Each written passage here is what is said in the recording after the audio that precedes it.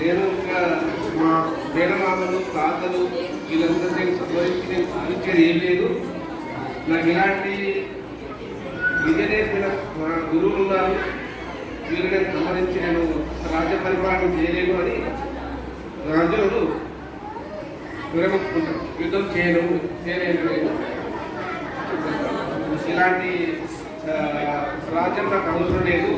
నేను ఒక వీళ్ళందరినీ సంబంధించి నేను పాపం మూట కట్టుకోలేను అని చెప్తాను.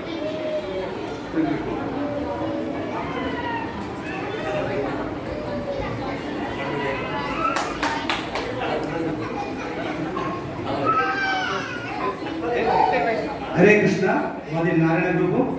మా క్వశ్చన్ వచ్చేసి, అర్జునుడు యుద్ధము ఎందుకు చేయనని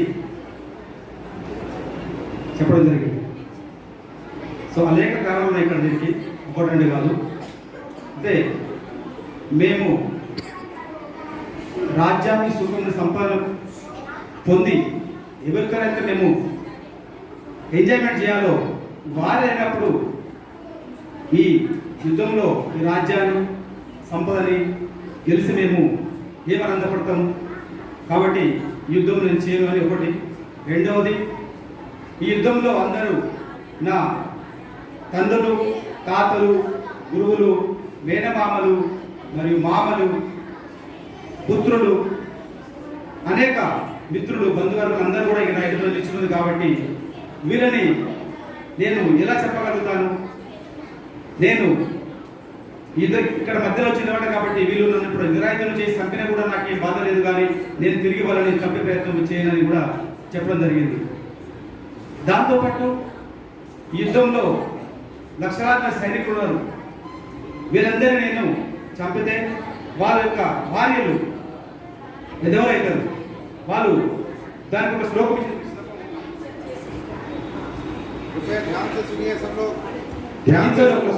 చూసుకుంటూ చెప్తున్నాము. అధర్మ భీమ కృష్ణ ప్రత్యుషంతి కుల స్త్రియః స్త్రీషు దుష్టాసు వార్ణసేయ జాయతే వర్ణ శంకరః. ఈ యొక్క ఇంత సైన్యాన్ని చెప్పడం ద్వారా వారి యొక్క భార్యలు ఎదురవుతారు. కాబట్టి వాళ్ళు అధర్మ పనులు చేయడానికి అవకాశం ఉంది. కాబట్టి అధర్మ సంతానం ఉత్పత్తి చేయడానికి అవకాశం ఉంది. కాబట్టి ఈ యొక్క సంతానం వలన అనేక అధర్మాలు జరుగుతాయి. కాబట్టి మన యొక్క పూర్వీకులకు పిండ ప్రధానం చేయడానికి కూడా అవకాశం ఉండదు. కాబట్టి ఇలాంటి విషాదకరమైన ధర్మాన్ని యుద్ధాన్ని చేసి వీళ్ళందరూ చంపి నేను ఏం పుణ్యం కట్టుకుంటాను? ఎంత పాపం లేదా? కాబట్టి నాకు యుద్ధం చేయడానికి మనసు ఒప్పుతలేదు. నా యొక్క శరీరం అసలు నిలబడతలేదు. నాకు శరీరంలో మనుగుడు కొడుతుంది. అసలు నా చేతుల నుంచి ధనస్సు జారిపోతుంది. నేను నిలవలేకుండా నా నోరు వెండిపోతుంది. కాబట్టి నేను యుద్ధం చేసి నేను ఎలాంటి ఈ యొక్క రాజ్యమే కాదు, ముల్లోకాలు ఇస్తానని కూడా నేను వీరందరినీ సంప్రదించలేను. కాబట్టి కృష్ణ, నేను యుద్ధం చేయలేను. దయచేసి నాకు మీరే సహాయం చేయాలని ఇక్కడ చెప్పడం జరుగుతుంది. ఎందుకంటే ధృతరాష్ట్రుడి పుత్రులందరూ నా యొక్క అన్నదమ్ములు. కాబట్టి వాళ్ళని చంపి నేను ఇలా సంతోషంగా ఉండగలుగుతాను అని అర్జునుడు లోపం మోహం ద్వారా యుద్ధం చేయాలని ఇక్కడ చెప్పడం జరుగుతుంది. దానికి అనేక రకాల కారణాలు చాలా ఉన్నాయి. ఎందుకు చెప్పిన కొన్ని కారణాలు. కాబట్టి అర్జునుడు మెయిన్ ఉద్దేశం నీకు యుద్ధం చేయడం వలన అనేక ప్రాణనష్టం జరుగుతుంది. దానికి మేము నరకలోకం పోవాల్సి వస్తుంది. కాబట్టి అందరూ కారణం యుద్ధం చేయలేనని. కాబట్టి ఈ యుద్ధంలో నాకు ఎంత మాత్రము ఆసక్తి లేదని తన యొక్క బాణాన్ని చెందుకు జారిపోతుంది. వ్రత మీద కూలబడతాడు. అప్పుడు యుద్ధం చేయాలని కోరుకుంటాడు. అప్పుడు కృష్ణుడు, నీకు ఇదేం సంప్రదించింది? నువ్వు యుద్ధం చేయాలి, నువ్వు క్షత్రియుడవు. కాబట్టి యుద్ధం చేయదు, ఒక క్షత్రియ ధర్మం అది. ఈ యొక్క బుద్ధిని ఎక్కడి నుంచి ఆపరించడానికి కృష్ణుడు చెప్పడం జరుగుతుంది. అప్పుడు అర్జునుడు కృష్ణుడికి పూర్తి నీకు శరణాగతి తీసుకుంటాను, నాకు ఏం తోస్తుంది కాబట్టి నువ్వు నా గురువు అయ్యి నన్ను ఏం చేయమంటే చేస్తానని చెప్పేసి కృష్ణుడి దగ్గర అర్జునుడు శిష్యరికం తీసుకొని అప్పుడు గీతోపదేశం స్టార్ట్ అవుతుంది. హరే కృష్ణ.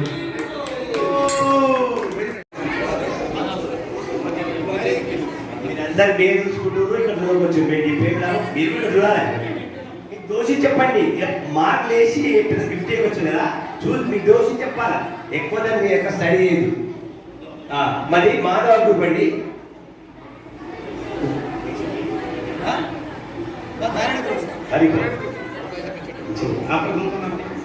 అదే నాకు ఇచ్చిన క్వశ్చన్ ఏంటంటే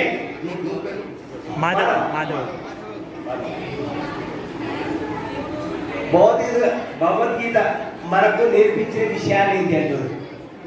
ఇప్పుడు అందరం మనకి భగవద్గీత నేర్చుకుంటూ వచ్చాం కదా, మనకేం నేర్పించింది అనేది భగవద్గీత మానవుడికి మాన్యువల్ అంటుడు. ఒక మిషన్ తీసుకుంటే ఏదైనా ఒకటి టీవీ తీసుకున్నాను ఉదాహరణకు, ఒక కార్ తీసుకున్నాను, ఒక మాన్యువల్ ఇస్తాడు. దాన్ని మాన్యువల్ని ఆపరేట్ చేసి మనం యూజ్ చేసుకోవాలి. ఏం చూసేయాలి, ఒక ట్రాక్టర్ ఇచ్చిననుకో, ట్రాక్టర్ ఇస్తే ముందర నీళ్ళు పోవాలి, మధ్యలో డీజిల్ పోవాలి, ఎంత మధ్యలో డీజిల్ ఇంకెంటకు ఆయిల్ పోవాలంటే రాసిందంట. మనం ఒకటి రాసేమనుకో అది ఖరాబ్ అయిపోతుంది. కానీ మనం కూడా మానవునికి మాన్యువల్ అంటే బాగుంటుంది అని చెప్తున్నారు. అంటే ఏం రాసింది, మనిషి అంటే ఏంటి అసలు, పత్రం ఫలం పుష్పంతో ఈ విధంగా తినాలి చేయాలంటే దాన్ని రాసింది. ఇంకోటి ఏంటంటే మెయిన్ ఏంటంటే ఈశ్వరుడు ఎవరు, జీవుడు ఎవరు, కాలం ఎవరు, కర్మ, ప్రకృతి, ఈ 5 విషయాలు తెలియజేసేదే భౌతికత. అసలు ఈశ్వరుడు ఎవరు అనేది ఇంకా మనం వచ్చాక గుర్తుపట్టు, అంతకుముందు మనకు తెలియదు. ఈశ్వరుడు ఎవరు, భగవంతుడు చెప్తున్నాడు, బ్రహ్మ చెప్తున్నాడు, శివుడు చెప్తున్నాడు. ఎవరు ఈశ్వరుడు అనేది? భగవంతుడు ఏం చెప్తున్నాడు, సర్వధర్మ పరిత్యాగం మామేకం శరణం వ్రజ ఆంతాం సర్వ పాపేభ్యో మోక్షామిక్షామి మా శుచా. ఏమంటాడు, అన్ని వదిలిపెట్టి మొత్తం వదిలిపెట్టండి, నన్నొక్కనే శరణం కోరండి, నేను నీ యొక్క యోగక్షేమాన్ని నేను చూసుకుంటాడు భగవంతుడు. ఇంత అద్భుతం ఎవరి ఓన్లీ కృష్ణుడు చెప్పాడు. ఇంకోటి ఏంటి, బ్రహ్మ చెప్తున్నాడు, ఈశ్వర పరమకృష్ణ సచ్చిదానంద విగ్రహ అనాది ఆది గోవింద సర్వ కారణ కారణం. ఈశ్వర పరమైన కృష్ణ సచ్చిత్ ఆనంద విగ్రహ, నీవు సాగుపడగలేదు. అనాది ఆది గోవింద, ఈ సృష్టికర్త నీవు, అన్నిటి కారణం నీవే అంటే నేను బ్రహ్మ చెప్తున్నాడు.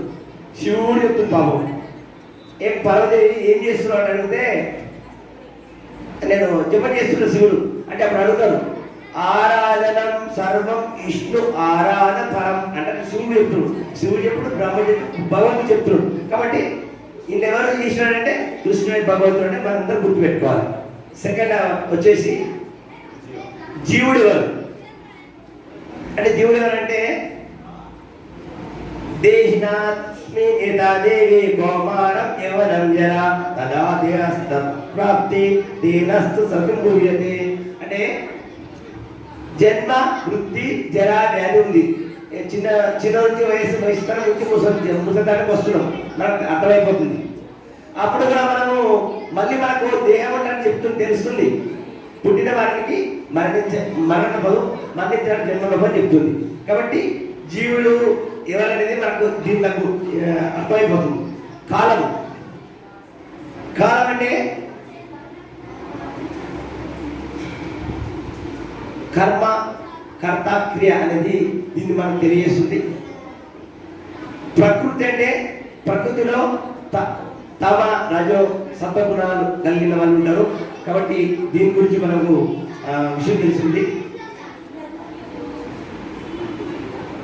కర్మ అంటే మనం ఏమనుకుంటాం అంటే, మనం ఏం చేసినా మన కర్మ అంటే మనకు కరెక్ట్ కాదు. కర్మ అంటే మనం మంచి విషయాలు చేస్తే భగవద్గీత భగవంతుని గురించి చెప్పడం, భగవద్గీత ప్రచారం చేయడం, భగవంతుని గురించి ఆలోచన చేసి ఈ కలియుగంలో ఏం చేస్తే మనం వైకుంఠం పోతామని తెలుస్తుంది. అసలు కర్మ చేస్తే మనము ఖచ్చితంగా వైకుంఠం పోవచ్చు. చాలా మంది ఏమనుకుంటే మన కర్మ మనం ఏం చేసినా అంతేగా అట్లా కాదు. అక్కడ మన కర్మ మన చేతిలో ఉంది. మనం మంచి వాళ్ళం కావచ్చు, చెడ్డ వాళ్ళం కావచ్చు. ఇప్పుడు సత్వగుణం ఉన్న అందరూ ఒక వైకుంఠం పోతారంటే తెలుస్తుంది. రజోగుణం ఉన్న వాళ్ళు భూత పిల్లలు పూజిస్తారని తెలుస్తుంది. తమో గుణం వాళ్ళు అంటే ఈ విషయం తెలిసినాక కూడా మనము మన ఇష్టమైన చేసే వరకు మన కర్మ కాదు, కర్మ మనం చేసే పని బట్టి ఉంటుంది. కాబట్టి మనం మంచి విషయాలు తెలుసుకుని మంచి సత్సంగం చేసి మనం సత్సంగంలో వైకుంఠ ప్రాప్తి చెందాలని మా భక్తుల విజ్ఞప్తి. హరిపోల్. మహాభారత యుద్ధ సమయంలో అర్జునుడికి ఉపయోగించినటువంటి గీతను ఆయన ఉపదేశించిన దాన్ని మనం భగవంతుడు ఉపదేశించిన దాన్ని మనం భగవద్గీత దాన్ని భగవద్గీత. శ్రీకృష్ణుడు ఆ రోజున మన ప్రభు చెప్పినట్టు నేను ఎంతమంది కనిపించిన మిత్రులు అందరు బంధువులు ఉన్నారు, తాతోడు నేను యుద్ధం చేయాలని చెప్పేసి ఆశ్రమంలో వదిలిపెట్టిన సమయంలో ఈయన జ్ఞానోదయం కలిగించాలి, దీని యుద్ధాన్ని ఎలా ముందు తీసుకుపోవాలి, ధర్మాన్ని ఎలా కాపాడాలనే ఉద్దేశంతో ఆయన ప్రబోధించుడు, భగవంతుడు బోధించుడు కాబట్టి అది భగవద్గీత అయింది. ఆయన ఆ రోజు ద్వాపరయుగంలో చెప్పినటువంటి గీత ఈ రోజున కలియుగంలో ప్రతి మానవుడు ఆచరిస్తే సమస్య అనేదే కనిపించవు. ముఖ్య ఉద్దేశం ఏంటంటే భగవద్గీత వల్ల ఉపయోగాలు ఏంటంటే మనకి ఏదైనా సమస్య వచ్చినప్పుడు, అంటే నాకు తెలిసిన ఒక ప్రభు చెప్పాడు, ఏదైనా సమస్య వస్తే భగవద్గీత తీసి ఒక పేరు తీసి ఒక ఏదైనా శ్లోకం ప్రభు దానికి నీకు ఆ సమస్య పరిష్కారం దొరుకుతాయని చెప్పాడు. అంటే మన జీవన విధానం ఎట్లుండాలి, జీవన సరళ ఎట్లుండాలి అనేది కలియుగం మానవులు ఎట్లుంటారు, ఎన్ని హింసలు చేస్తారు, ఏముంటారు ఏదైతే అని ఆలోచన చేసేది. ఆ రోజున మానవ జీవితం ఎలా ఉండాలి, మానవ జీవితం జీవన విధానం ఎట్లుండాలని ఒక సరళమైన భాష అందరికీ అర్థమయ్యే విధంగా భగవంతుడు చెప్పినటువంటి ఆ గీత. అందుకని భగవద్గీత లాభాలు ఏంటంటే అనేకమైన లాభాలు ఉన్నాయి. ఇక లాభాల గురించి మనం చెప్పుకునే ఏముండదు, దాని జీవన విధానం చెప్పేదే భగవద్గీత కాబట్టి అన్ని లాభాలే దానివల్ల. అందుకని దాన్ని ఆచరించడం, భగవద్గీత చదవడమే కాదు, ఆచరిస్తే కూడా అంటే చదివడం ఒక్కడే కాకుండా ఆచరిస్తే 100% మనకు భగవంతుడు చెప్పిన దాన్ని మనం అంటే సార్వత్రం చేస్తున్నట్టే. హరి नेक्स्ट रेडी रेडी होना हमारे एक माता जी को बुला माता जी को रुपाइए अगर आप रेडी हैं रेडी होना ना रेडी हाँ आपके माता जी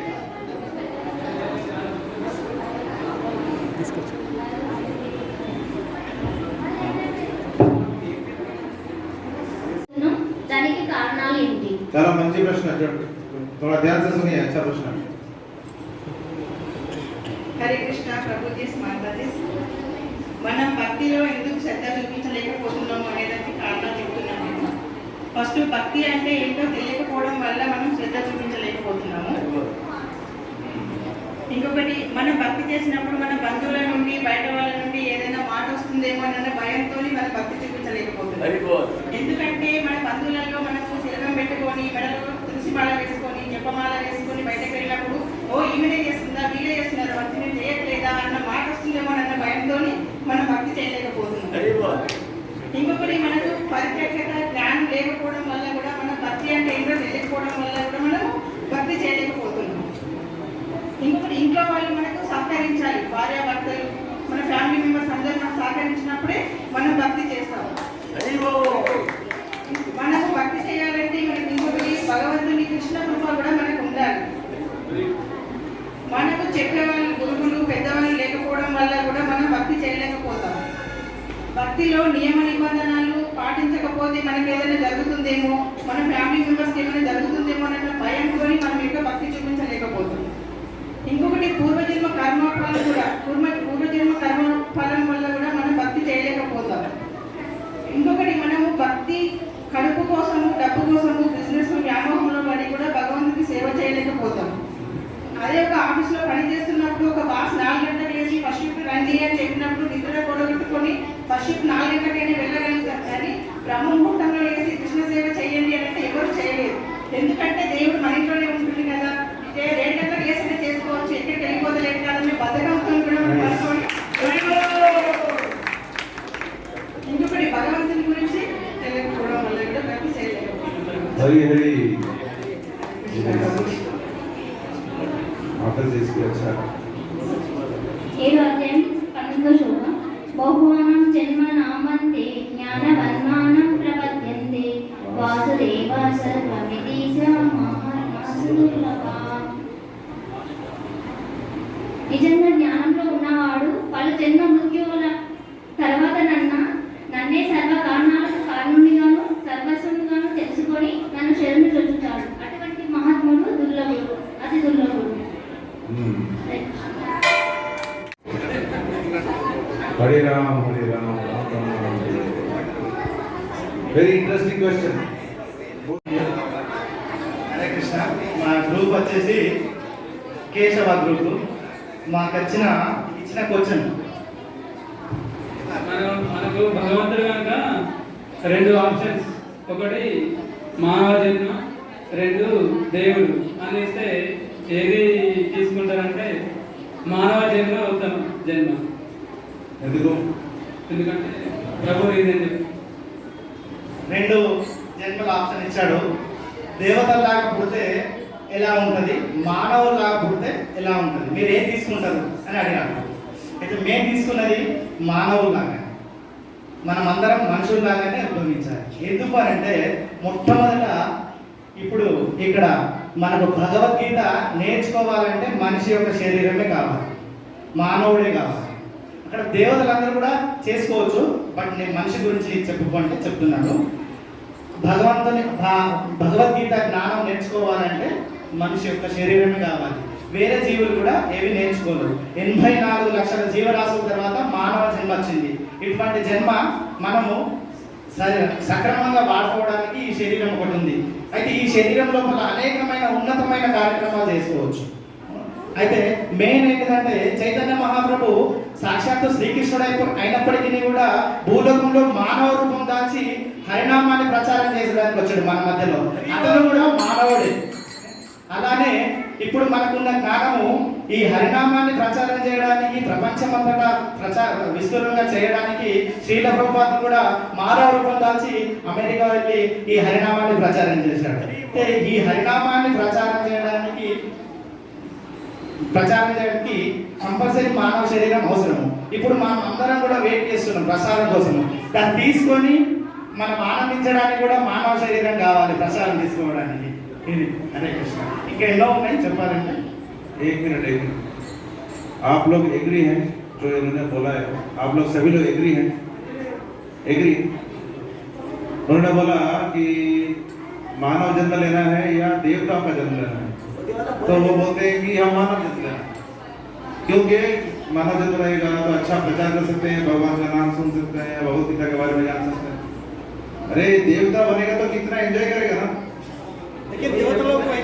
देवता बनेगा तो कितना एंजॉय करेगा पूरा। హరే కృష్ణ. इंद्र बनेगा तो ఒకవేళ ఇంద్రుడు అయినా కానీ ఇంకేదైనా దేవి దేవతలైనా కానీ వాళ్ళకు వ్యాలిడిటీ ఉంటుంది, ఎక్స్పెక్టెడ్. ఇంద్రుడు కావాలంటే ఆ స్థానాన్ని ఆరాధన చేయడానికి ఎంతో తపస్సు చేసి ఆ ఇంద్ర స్థానాన్ని పొందాడు ఇంద్రుడు. తర్వాత తన కర్మల వల్ల, తన డేట్ వల్ల అయిన తర్వాత మళ్ళీ ఒక శరీరాన్ని తీసుకోవాల్సి వస్తుంది. అలాగే చిన్న కథ ఉంది. పూర్వము ఒక ఇంద్రుడు ఆయన తన కర్మల వల్ల, ఇంద్ర ప్రస్థానంలో తన కర్మల వల్ల, అనేక కర్మల వల్ల, తప్పుడు కర్మల వల్ల ఆయన భూలోకంలో ఒక పంది స్వరూపాన్ని తీసుకొని ఊర్లలో నీచమైన గల్లీలలో తిరుగుకుంటూ, మురికాలలో తిరుగుకుంటూ జీవనం కొనసాగించేవాడు. అయితే తనకు చిన్న బేబీ 10 పిల్లలు ఉన్నాయన్నమాట. అయితే నారద మహాముని ఎంతో బాధపడి, అయ్యో మన ఇంద్రుడు కదా, ఇంద్రలోకంలో ఉన్నాడు, ఎంతో భోగాలు అనుభవించాడు, రంభా ఊర్వశితో ఎంతో జలసా చేశాడు, ఇక్కడ నీచమైన స్థితి ఉన్నది, పరిస్థితి ఉంది, ఆయనకు కొంచెం జ్ఞానం బోధిస్తామని వెళ్తాడు అనమాట. అయితే ఆ పందిని అడుగుతాడు, ఓ ఇంద్ర, ఇలా ఎందుకు మురికాలలో తిరుగుతున్నావు అని అంటే ఏమంటాడు, నేను ఇంద్రుడిని కాదు, నాకేంటి పొద్దునికి సాయంకాలం కల్లా పాలు కావాలి, పిల్లలకు ఆహారం కావాలి, జన్మ మృత్యు జర వ్యాధి లోపల అన్నని కూడా పంది కూడా అలా కొట్టుకుంటూ పోతూ ఉంటుంది అనమాట. నేను ఇంద్రుడిని కాదు, నా టైం వేస్ట్ చేయకు, వెళ్ళిపోవాలని అంటాడు అనమాట. అనేసరికి లేదు పూర్వం ఇంద్రుడివి, ఈ కర్మల వల్ల ఈ శరీరం నీకు వచ్చింది, నువ్వు ఆలోచించు, భగవంతుని కీర్తించు అని చెప్పేసరికి అప్పుడు పూర్వజన్మ యొక్క జ్ఞాపకం ఉండదు. అలా ఆ పంది అవతారం స్థితి ఆ దిగజారిపోయింది. అయితే భగవంతుడికైనా కానీ ఆ స్థితి దిగజారిపోతుంది దేవి దేవతల లోపల. ఎవరికి కూడా ఖచ్చితమైన స్థానం ఉండదు దేవతల లోపల. ఒకవేళ దేవతలు భోగులు మాత్రమే తీసుకోగలుగుతారు, ఆస్వాదించలేరు. భగవంతుని ఎవ్రీడే గోలోకం వెళ్ళి కృష్ణుని దర్శించలేడు. వాళ్ళ డ్యూటీలోనే వాళ్ళు స్పెండ్ చేస్తూ ఉంటారు, వాళ్ళు ఉన్న చోటనే కీర్తన చేస్తారు. కానీ మనం అనేక నదులు, తీర్థయాత్రలు, క్షేత్రాలు దర్శించుకుంటూ భగవంతుని సాంగత్యంలో, అందరు సాధు సాంగత్యంలో మనం అందరం కలిసి కీర్తన చేస్తాము. కానీ వాళ్ళకు కీర్తన చేయడానికి టైం ఉండదు అక్కడ, ఎందుకంటే వాళ్ళ డ్యూటీలోనే వాళ్ళు ఉంటుంది. లక్ష్మీదేవి కూడా నిరంతరం పాదసేవ చేస్తూ ఉంటుంది, కానీ స్వామివారిని కీర్తించడానికి నాకు టైం ఉండదు. హరే కృష్ణ. గోలోక బృందావనం వెళ్ళాలంటే మానవ జన్మ ఉత్తమైంది కాబట్టి సో బెస్ట్ ఆప్షన్.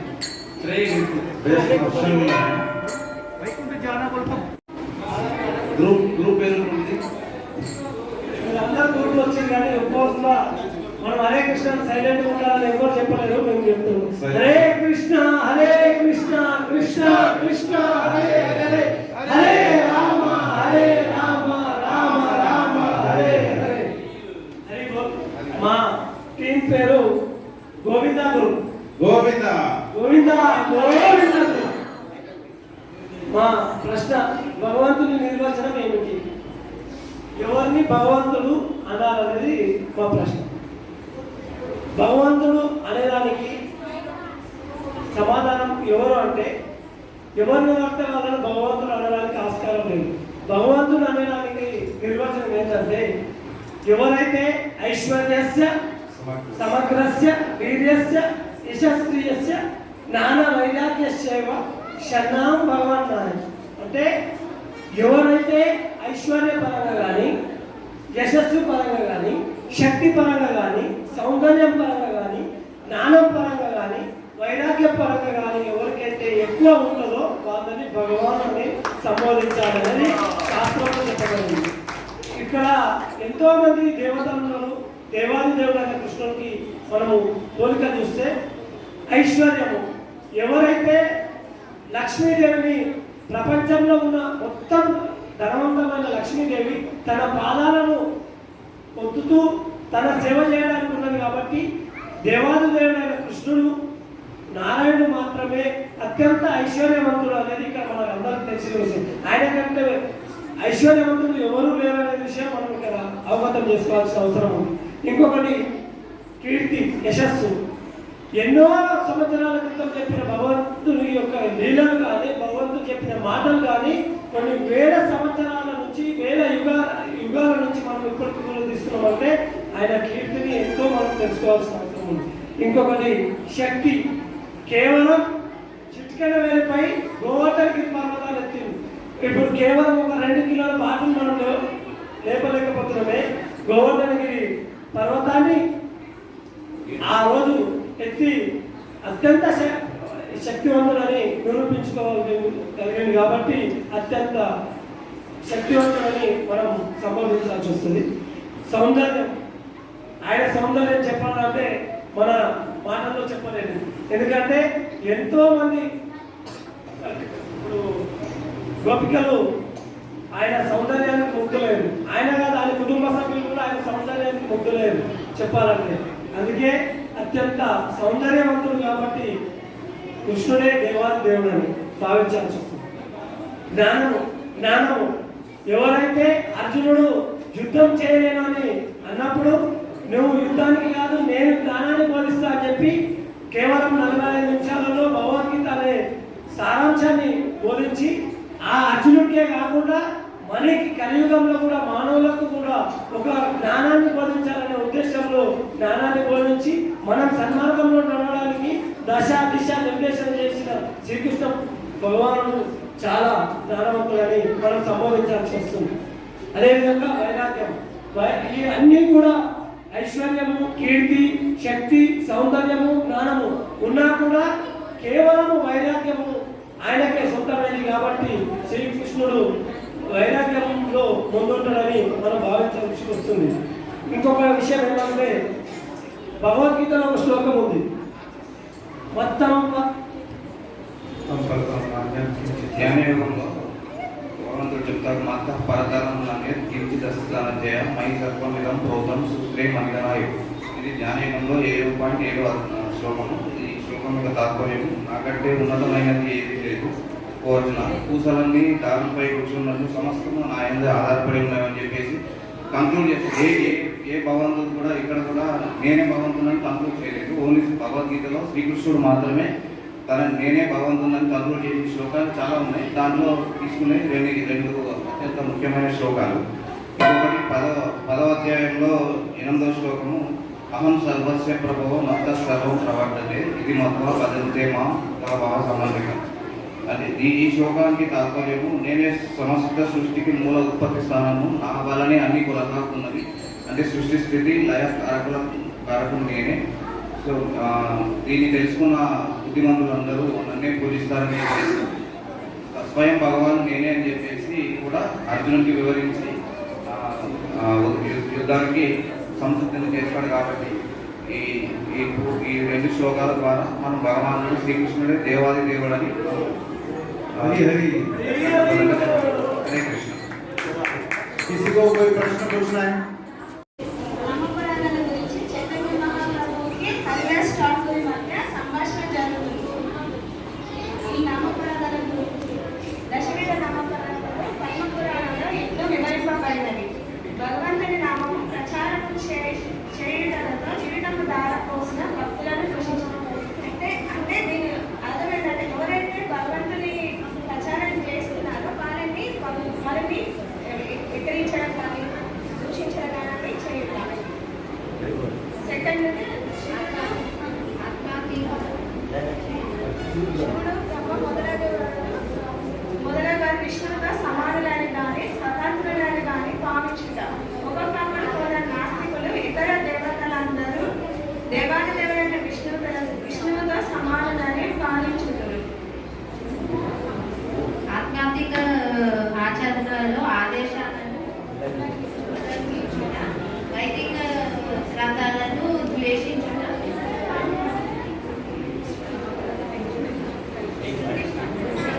ఆధ్యాత్మిక ఆచార్యులను ఆదేశాలను దూషించుట. ఎందుకంటే వాళ్ళు ఏం చెప్తున్నారు వేరే విశ్రించడం అన్నట్టు. ఇంకా వైదిక గ్రంథాలను ద్వేషించుట, వైదిక హరే కృష్ణ జప మహిమ కేవలము కల్పిత భావించుట,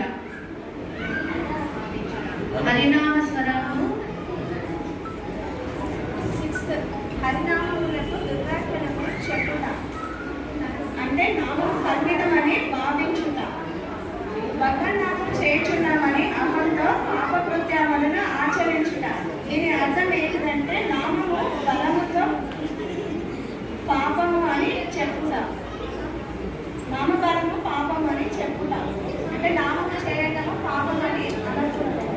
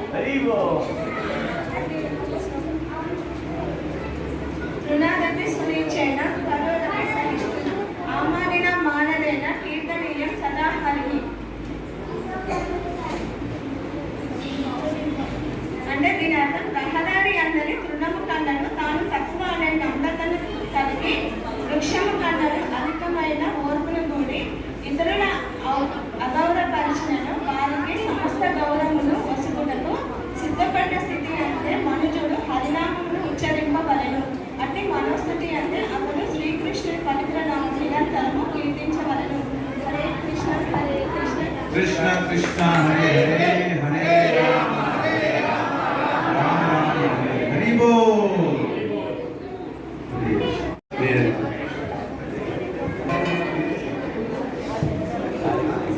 नमो विष्णुपादाय कृष्णप्रेष्ठाय भूतले श्रीमती भक्तिवेदांत स्वामी इति नामिने नमस्ते सरस्वती देवी गौरवाणी प्रचारिणे निर्विशेषा शून्यवादी पांचरात्रिदेशकारिणे। Group name Laddu Gopal group. Okay, question ఇది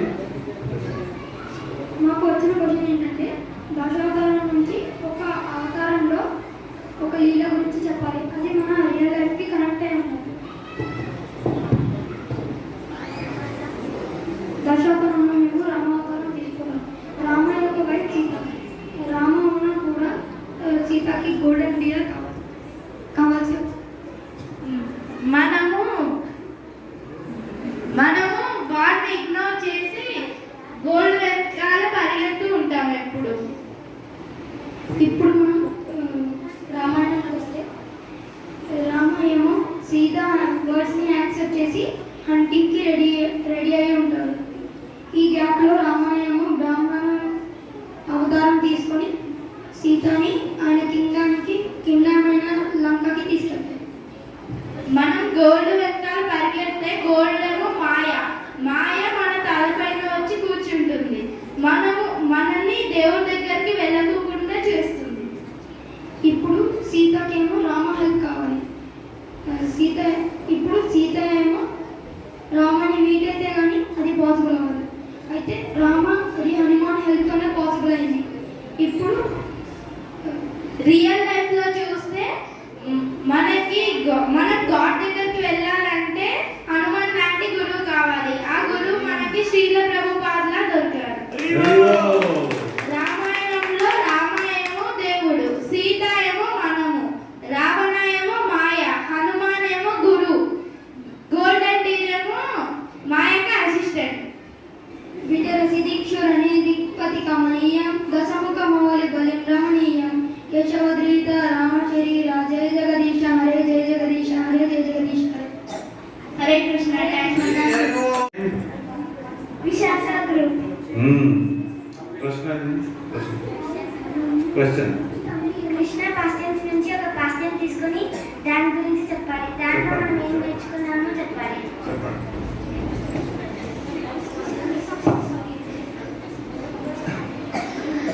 హరే కృష్ణ, నా పేరు రక్షిత. నేను ఇప్పుడు సుధామ లీల గురించి చెప్తున్నా. ఫస్ట్ కృష్ణ ఇంకా సుధామ చాలా బెస్ట్ ఫ్రెండ్స్ గా ఉండేవారు. వాళ్ళు బృందావనం నుంచి బృందావనంలో చాలా బాగా ఆడుకునేవారు. అలాగా వాళ్ళ యొక్క చైల్డ్హుడ్ అంతా బృందావనంలో గడిపారు. ఇంకా పెద్దయ్యాక వాళ్ళు కృష్ణ నైస్ మంచి కింగ్ అయ్యారు. ఇంకా సుధామ ఏమో పూర్ పర్సన్ గా మ్యాన్ అయ్యారు. ఎందుకంటే చిన్నప్పుడు ఒకసారి వాళ్ళ చైల్డ్హుడ్ లోని వాళ్ళు పోహ అది సుధామకి పోహ ఇస్తారు వాళ్ళ మదర్. దానిని కృష్ణకి షేర్ చేయకుండా సుధామాని తినేస్తారు. అది ఆల్రెడీ కృష్ణకు తెలుస్తుంది. కానీ మన ఫ్రెండ్ ఎందుకు అడగడం అని చెప్పి అప్పుడు కృష్ణ వదిలేస్తాడు దాన్ని. అప్పుడు సుధామ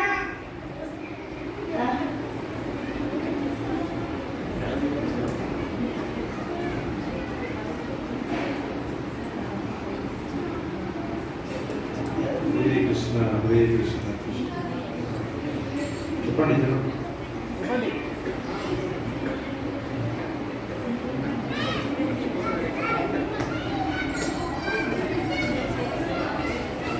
ఇప్పుడు సుధామ ఏది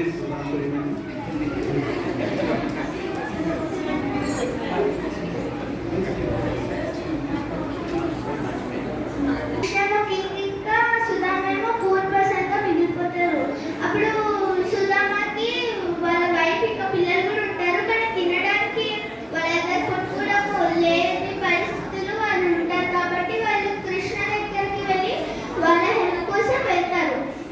అదంతా అతను చైల్డ్హుడ్ ఏం జరిగిందో గుర్తు తెచ్చుకుంటాడు.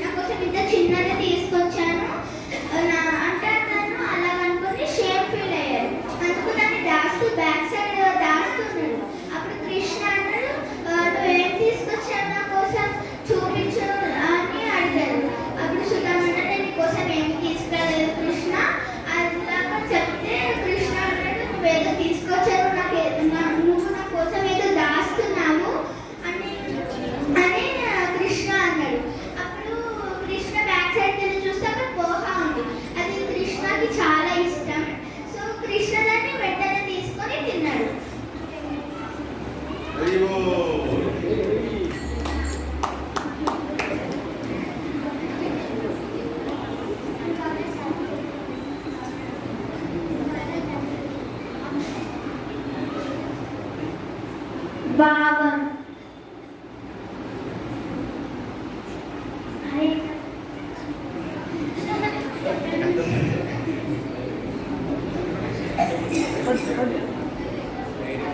మనం ఇటువంటి సత్సంగి వస్తే ఒక అడుగు వేయాలనుకుని కృష్ణుడి మనతోటి 100 అడుగులు వేయనిస్తాడు.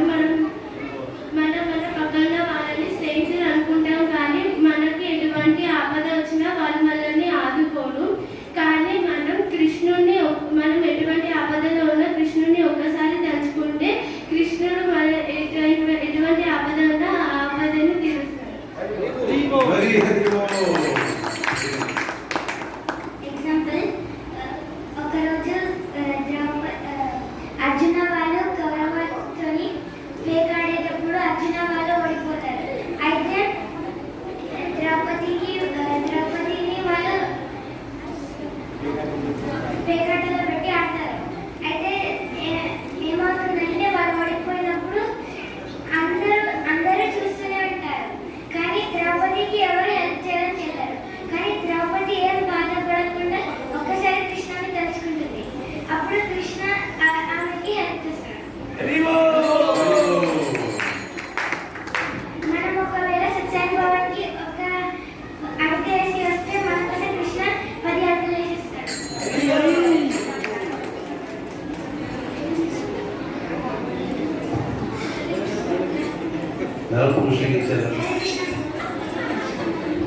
हरी हरी हरी